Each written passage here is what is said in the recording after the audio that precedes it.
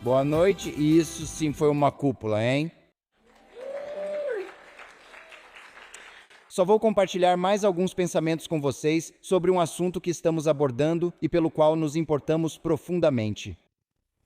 O ano de 2024 foi um ano decisivo para o conservadorismo americano. Ele marcou não apenas o triunfo do presidente Donald Trump, mas também de uma plataforma que rejeitou as ideologias esquerdistas tóxicas ligadas ao antissemitismo que haviam tomado conta do Partido Democrata.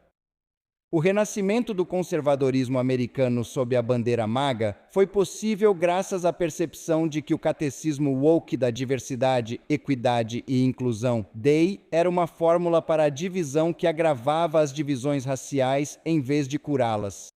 Isso foi uma rejeição ao excepcionalismo americano e aos valores básicos das civilizações ocidentais que são a base da república fundada há 250 anos. Assim, ficou claro que a guerra travada contra o Ocidente pelos progressistas, por meio de sua longa marcha pelas instituições da educação e cultura americanas, estava destruindo o tecido da vida americana. E ninguém sabia disso melhor do que os judeus americanos, ou pelo menos aqueles que não estavam tão cegos pela ideologia e partidarismo a ponto de estarem prontos para reconhecer a realidade. Os liberais repetiram infinitamente a mentira de que Trump havia chamado os nazistas que marcharam em Charlottesville em agosto de 2017 de pessoas muito boas. Mas após o ataque liderado pelo Hamas dos árabes palestinos contra Israel, em 7 de outubro de 2023, o pior massacre em massa de judeus desde o Holocausto. A esquerda americana abraçou aquele dia de atrocidades e imediatamente ficou do lado dos assassinos, e não das vítimas judias. Nos anos desde então, vimos literalmente milhares de situações do tipo Charlottesville. Manifestações antissemitas contra judeus feitas por apoiadores desses nazistas árabes palestinos modernos que entoavam cantos pelo genocídio dos judeus e pelo terrorismo contra judeus onde quer que eles vivessem. E os democratas, como o presidente Joe Biden e a ex-vice-presidente Kamala Harris, estavam com muito medo de sua base de esquerda para confrontá-los ou condená-los. De fato, foram Biden, Harris e outros da esquerda que trataram esses antissemitas como se fossem pessoas muito boas. Foram os presidentes liberais de universidades de elite como Harvard, Penn e MIT que não conseguiram dizer se a defesa do genocídio dos judeus violava as regras de suas instituições. Trump prometeu usar o governo federal para puni-los e cortar o financiamento dessas instituições, que haviam tolerado e incentivado o ataque aos judeus de maneiras que jamais teriam tratado qualquer outra minoria racial, religiosa ou étnica se não mudassem suas atitudes.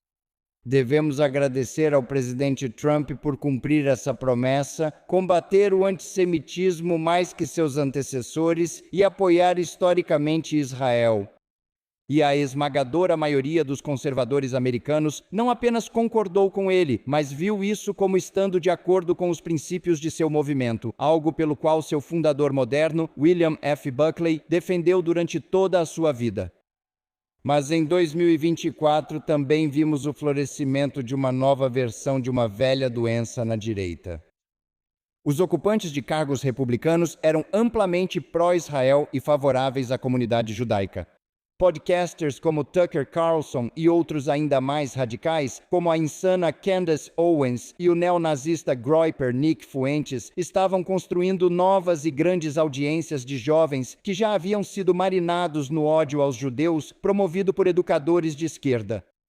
Nos anos seguintes, eles podem não ter vencido muitas batalhas eleitorais, mas suas vozes ficaram cada vez mais altas, e sua influência já pode ser vista até mesmo em algumas instituições da direita que pensávamos não serem vulneráveis ao canto da sereia do antissemitismo. Esses odiadores de judeus da direita não são muito diferentes de seus equivalentes da esquerda em sua rejeição à herança judaico-cristã. Essa é a base da liberdade americana e o abraço deles ao antisionismo, que é indistinguível do antissemitismo. De fato, os discursos inflamados de Carlson contra Israel e os judeus são semelhantes às mentiras e difamações que ouvimos de pessoas como Zora Mamdani e do New York Times. É a política do ferradura no seu pior.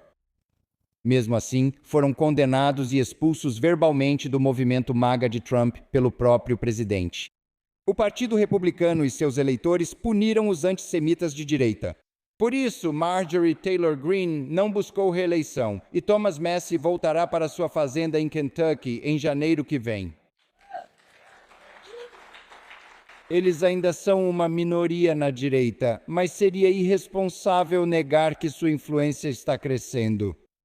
Isso se tornou um problema ainda maior desde o assassinato de Charlie Kirk, que era amigo de Israel e do povo judeu. E quando, na reunião do grupo Turning Point Estados Unidos dele em dezembro passado, o novo antissemitismo sendo normalizado por Carlson foi debatido, infelizmente foi o vice-presidente J.D. Vance quem disse que não escolheria entre aqueles que se opõem ao ódio contra judeus, como Ben Shapiro, e aqueles como Carlson, que buscam normalizar e popularizar esse ódio. Nesse momento, ficou claro que a neutralidade imoral dele sobre o assunto estava criando uma crise para o conservadorismo americano. E essa crise só piorou nos últimos 6 meses, à medida que alguns da direita se opuseram à guerra contra o regime terrorista islamista anti-americano no Irã. E tentaram culpar falsamente Israel, judeus americanos e até mesmo cristãos evangélicos que apoiam Israel pela participação dos Estados Unidos nessa guerra. Infelizmente, os comentários da Casa Branca, e especialmente de Vance sobre Israel e a guerra nas últimas semanas, não são apenas irresponsáveis. Eles só encorajaram o antissemitismo barulhento e crescente da direita. E se, ao contrário das nossas esperanças, o resultado das conversas com o Irã e a Suíça e os desdobramentos subsequentes levarem ao fortalecimento e enriquecimento do Irã, mais uma vez, a culpabilização de Israel em certos setores da direita se tornará um problema ainda maior. A escolha que os conservadores enfrentam agora não é apenas sobre o que pensam da guerra para defender o Ocidente da aliança vermelho-verde de marxistas e islamistas, ou se um novo apaziguamento do Irã é uma boa ideia. Também se trata de saber se eles permitirão que a doença do antissemitismo crie raízes em suas fileiras.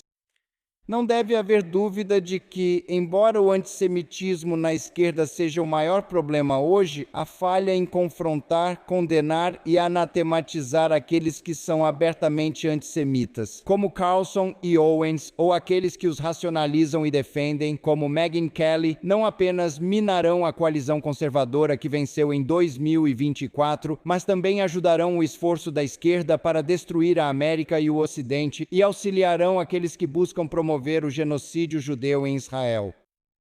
Os conservadores americanos estão travando uma batalha pela alma de seu movimento que, infelizmente, os liberais americanos talvez já tenham perdido.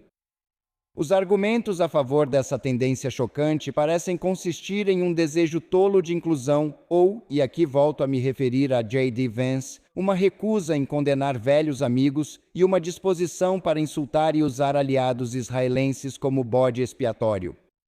Mas se os conservadores também não traçarem um limite, como William Buckley fez nas décadas de 1960 e 1990, expulsando os antissemitas e antisionistas de seu movimento, o preço não será pago apenas pelos judeus.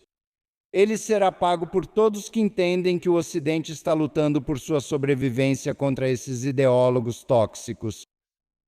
Como temos feito nos últimos anos, nós do JNS não hesitaremos em condenar o antissemitismo da direita onde quer que ele seja encontrado, assim como fazemos com a esquerda. Nós nos oporemos a uma nova política de apaziguamento com o Irã, se é isso mesmo que estamos vendo acontecer, com todo o vigor que dedicamos para nos opor à versão anterior. E dado o fato de que, para todos os efeitos, a esquerda pode já ter se tornado uma causa perdida quando se trata de ódio aos judeus. Essa batalha pela alma do conservadorismo americano se tornará ainda mais importante nos próximos anos.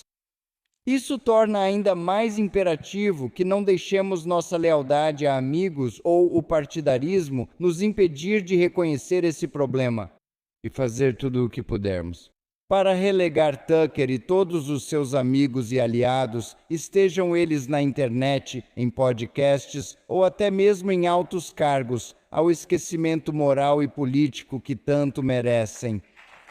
Obrigado.